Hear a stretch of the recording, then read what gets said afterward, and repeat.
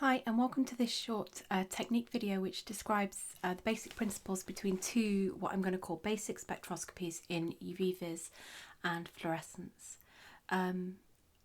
These are the two most important kind of foundations to the rest of this course, where we're going to start to build on our advanced spectroscopic techniques.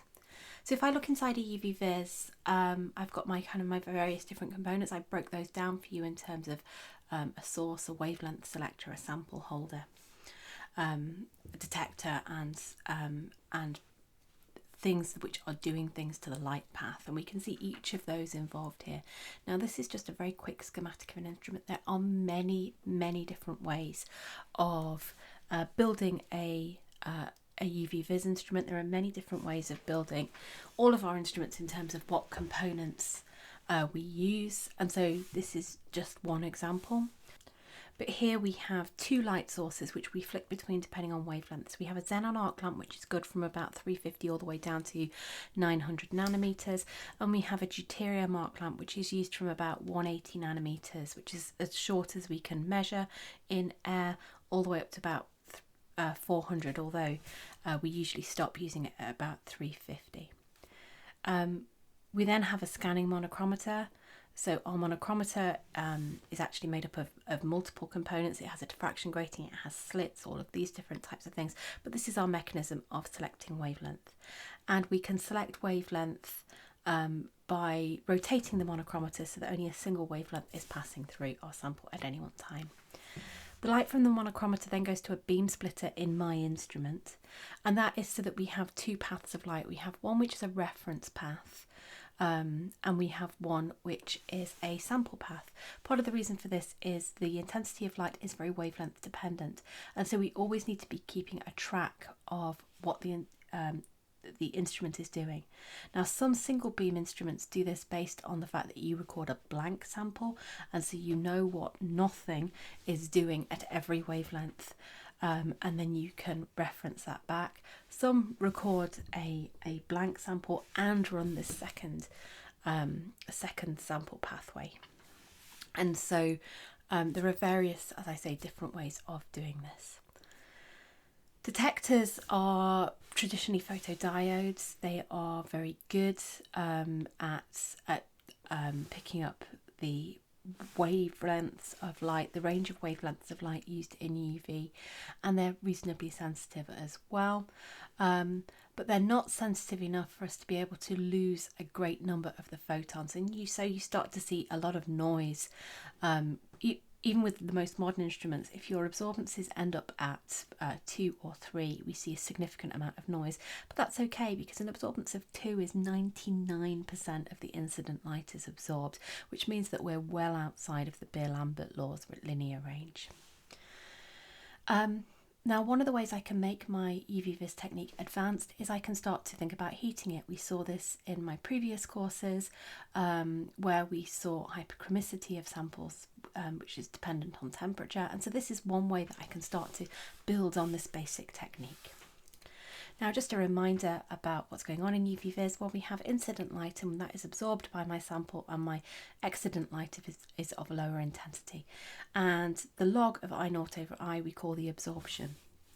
And that is related to the concentration of the sample, the path length of the sample, and the constant of proportionality is the Smaller extinction coefficient.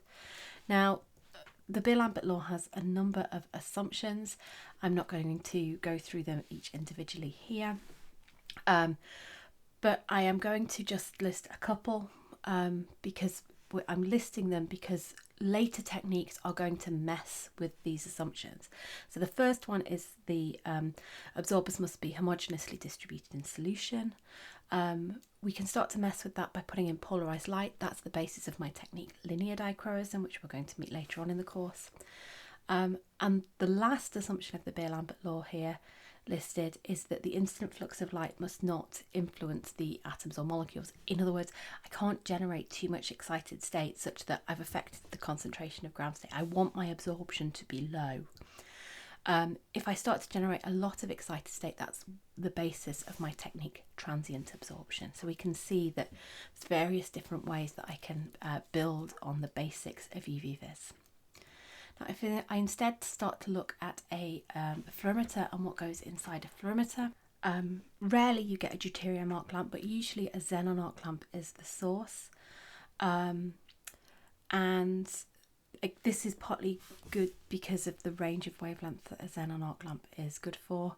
It's also a relatively intense light source, and it's got a really good wavelength range on it as well. Now, in the case of a fluorimeter, we have two monochromators. We have an incident monochromator and an excident monochromator. And this is so that we can select the wavelength of light that goes into my sample, and I can scan the wavelength of light which comes out of my sample. Now, the amount of emission I see will depend on the amount of absorption I see, so it will depend upon any characteristics of the lamp. And so just like with the UV vis, where I had to have some sort of normalization with that reference beam, I have the same with the fluorimeter, in that I have some sort of detector just measuring the intensity of the incident light. This is the excitation detector. Emission is always recorded at 90 degrees. There are various reasons for this, including minimizing optical artifacts, but we also have to consider something called the inner filter effect. This is whereby a photon which has been emitted by my sample is then reabsorbed. This is a particular problem where I have a good overlap between the absorption and the emission spectra of a sample, and so I want to avoid that, and so minimizing the path length is another consideration. The detectors in fluorimeters are usually PMTs. These are very sensitive, and they have a good response to even low levels of light. Now, there's a couple of other features that I've listed here, which are the slits, and these are very important for us to be able to control the intensity of light either getting to my sample or getting to my detector, because we've got to be really careful not to saturate my detector. Now, these two scanning monochromators give us two versions of fluorescence. We can either look at the version that I'm sure you're all familiar with, which is what I would call emission fluorimetry, where we fix the excitation wavelength and we scan the emission wavelength. But I'm going to talk more later in the course about excitation fluorimetry, which is where we fix the emission wavelength and we see how the intensity of that emission changes as we scan the excitation wavelengths. This is analogous in a lot of ways to the absorption, because we would expect that where a sample is absorbing more, we see more emission of it. But there are some subtleties to this technique which I will talk about later on. Now, fluorescence is the term that I use for fluorimetry, but I'm equally talking about phosphorescence. I'm talking about anything where we see an emitted photon. I'm also talking about this technique being steady state. In other words, I have a constant illumination of my sample, so I have a steady state of excited states at any one time. We will start to again build on this technique by looking at how the excited state concentration varies with time when we start to look at time resolved techniques. So again, this is just another case where I can build on these techniques that you've already used. This was just a very short description of these techniques, and as I say, there are many different ways that you can build these instruments with many different components that we'll hopefully discuss in the Loyal. If you've got any questions, please don't hesitate to ask. Otherwise, I will see you in the next video.